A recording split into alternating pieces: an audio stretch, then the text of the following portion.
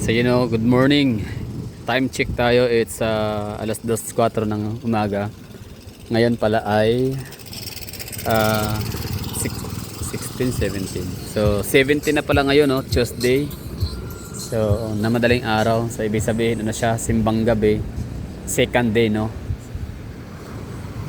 So alas 2 mag-alas 3 pa lang. So malapit na magsimba dito. Sinaraduhan na ni Sir ang San Pedro Street. Pero yun lang, bali ang gagawin ho natin dito, ako ay dami kong puyat kagabi. So kumbaga, dalawang gabi talaga successive, no, yung aking puyat. So nakatulog ako, puyat ako nung nakaraang gabi, tapos natulog ako sa araw ng mga 5 oras lang, tapos kagabi 5 oras ulit. So ano siya, puyat pa din, no? So kulang kasi yung tulog ko hindi bababa dapat sa 6 na oras. So ibig sabihin kailangan bumawi. So ito, ang pupuntahan natin ay ang Dimorvi Sweets, no? Yan lang naman talaga yung abot kaya ng ating bulsa na sweets. So 280 ata or 300, 12 hours na yun. So gusto ko makatulog at least 9 to 10 hours. Bawi, no? Magre-regenerate ho tayo. So yun na nga, health is wealth.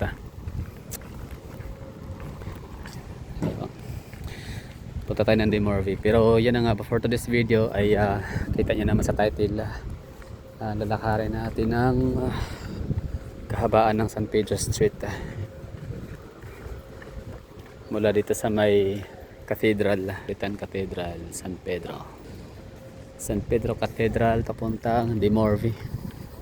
So gusto ko lang kayo isama virtual, no? Dito lang din naman na tayo, isabay na kayo, sama ko na kayo. At syempre may ano dito, mga natitira na mga photo-bongbong, no? Tingnan natin, gusto kong pakita sa inyo. Tingnan na natin sabay-sabay kung yung mga paninda. Shit. Bueno, pero ang para po lang itong maro dito. Wala pang tao kasi alas 2 pa lang. Kunti pa lang yung tao. So it's 2:07. Siyam kaadlawon snack bazaar. Misa di Aguinaldo. Pamainit sa Pasko. Gusto ko yung suman na malagkit. Yung nanay ko gumagawa siya ng suman, pero yung gawa sa cassava, ayaw ko nun. Mas gusto ko yung suman ng malagkit. Gusto ko yung suman na malagkit. Yun, tsokolate.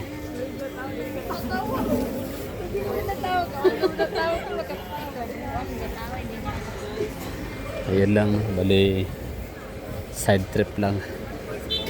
Pastel.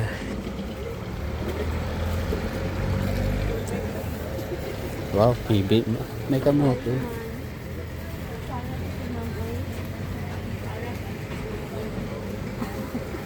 Ugma pa man na.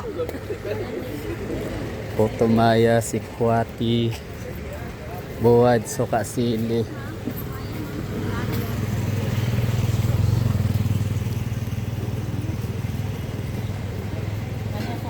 Nice. Okay. Sila daan lang tayo, ha. Kasi naman ang ruta ho natin, yung ating destination ay ang Dimorvi Sweets. So matutulog tayo doon. So makapag-check-in sana. Sana mayroong bakante. So yun. Sa mga Roman Catholic, nagsisimba sila ng madaling araw hanggang sa December 24 ng gabi. Siyam na araw or simbang gabi. Ulitin ko lang, dati bata pa ako, sumasama ako sa nanay ko pag nagsisimba madaling araw, alas 3. Pero di talaga ako nagsisimba.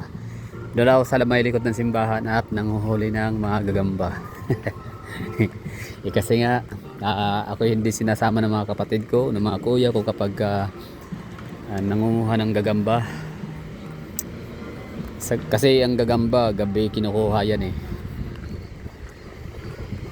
Kaso bata, so hindi pwedeng isama, no, dahil kapag kanyari may ahas, may aso o aswang, so pag nagtatakbuhan, at least lahat sila ay kumbaga masarap talagang talagang masarap karipas yung takbo nila. Wala silang iisipin na yan may kapatid, may bunsong naiiwan. Kaya doon na ako makakapaghanap talaga ng napakadaming gagamba na panlaban, ha. Oo, yung mga pulahan talaga na gagamba kapag December, yung simbang gabi, madaling araw.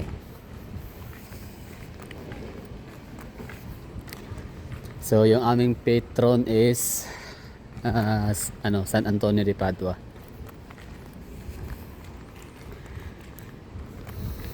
So ito yung pinaka the oldest na kalye sa Davao City, San Pedro Street.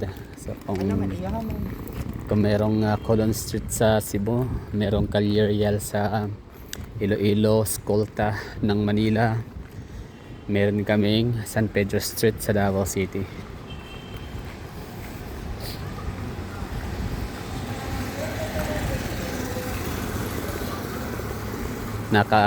Yung sa lang, no, bawat kalye na yon sa apat na oldest street na nabanggit ko, yung Escolta nung pinuntahan ko sa Manila, ha, Escolta Manila, sarado. Sarado yung Escolta Manila. So yung Colon hanggang ngayon gamit na gamit pa rin yung kanilang oldest street. Doon matatagpuan yung mga lumang mga establishments, mga shopping malls. Kumbaga bago pa nagkaroon ng IT park, bago pa nagkaroon ng uptown, yun talaga yung pinaka downtown area nila. Malapit lang sa Fort San Pedro, Plaza Independencia sa Cebu. And yun, Colon, Parian pala means Chinese. Tapos sa Iloilo naman, bago pa man nagkaroon ng Mega World, yung Kalye Real lang yung pinakalumang kalye nila. Doon makikita yung mga lumang mga establishments, mga unang mga tindahan.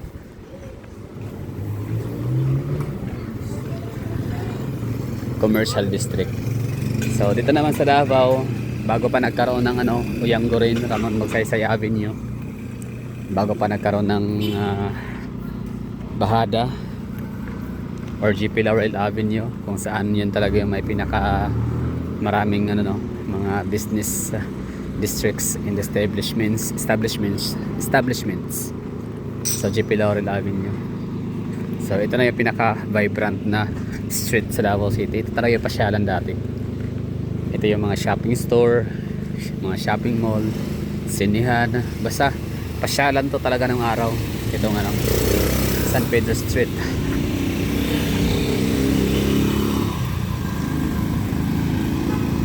Ito yung puntahan ng mga tao, lahat dito na kumpleto.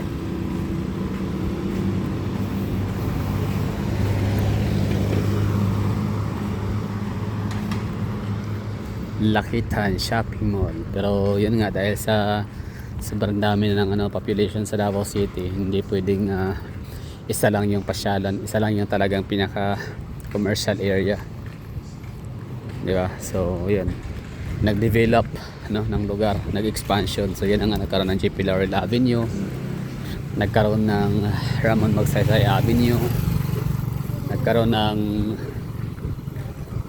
Matina, Center Point. Tama, Center Point, Matina. SM Ecoland, di ba? Yung mga shopping malls, nagkalat. I mean, kalat, literal. Hindi yung dikit-dikit. Hindi kagaya sana sa Cagayan de Oro City na sa napakaliit na lokasyon nagsisiksikan, ang napakadaming mall. 4 yata, Centrio Mall, Bay Ayala, Gaisano Mall, SM Uptown Premier, SM Premier, Downtown, sorry, hindi pala Uptown. Tapos Gaisano Mall, basta marami kaya nagko-cause ng traffic talaga yung ano, tapo nung lugar na yun. Ano pa yun ha? National Highway. Oh, National Highway, tapos doon yung ano, doon yung pinaka shopping mall nila magtatagpuan. Pero okay naman ngayon ang CDO kasi dinedevelop naman yung kanilang uptown area. So dito sa Davao City, yan, talagang in-expand, naglagay ng mga shopping malls in different districts. Merong Gaisano Mall, merong NCCC Mall sa may Buhangin, meron sa Santa Lucia Mall no, sa may airport komunal. Marami, meron ding ano, yan SM Ecolanga, tapos SM Lanang Premier.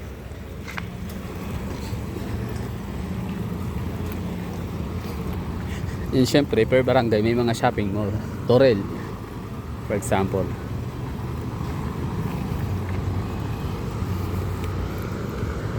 Kalinan Mintal, Vista Mall, Gaisano Center.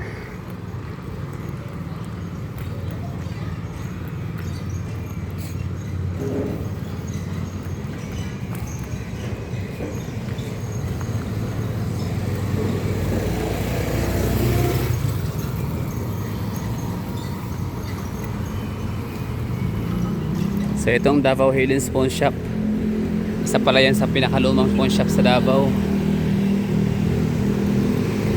kasama ni Rosver Pawn Shop. Ayan, lapit na tayo sa may Dimorve.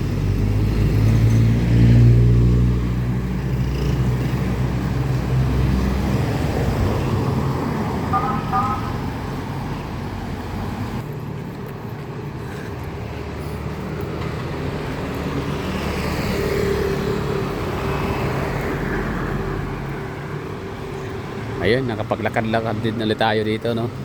Aba tayo nag ano, lakad. Kasi nga hindi makapasok yung jeep dun sa may ano, sa may simbahan. Ito, okay na ito maglakad para mapagod tayo lalo at nang kung makapag-book tayo, makapag-check-in, edi diretso na tulog, di ba? Kasi pagod.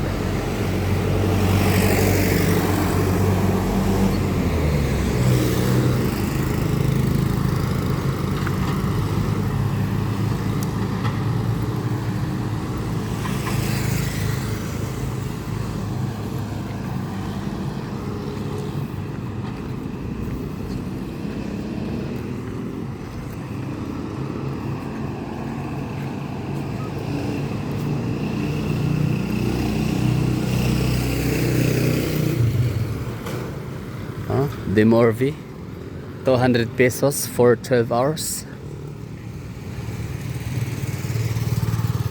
Hindi, ano lang yan, yung 200, mga 6 hours lang yan. Nasa 300 yata yung 12 hours.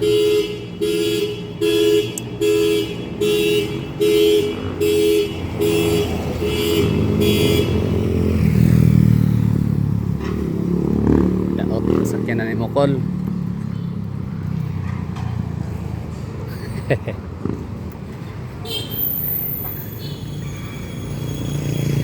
Banha. 150 ang 6 hours. Yan na, Dimorve. So, welcome to Davao City. So, maraming salamat sa nanonood. Pasok ko tayo dito. So kung gagawa mo tayo ng review vlog, baka bukas na pag magising na tayo, no. Sa ngayon hindi muna, at natutulog tayo. Time is gold.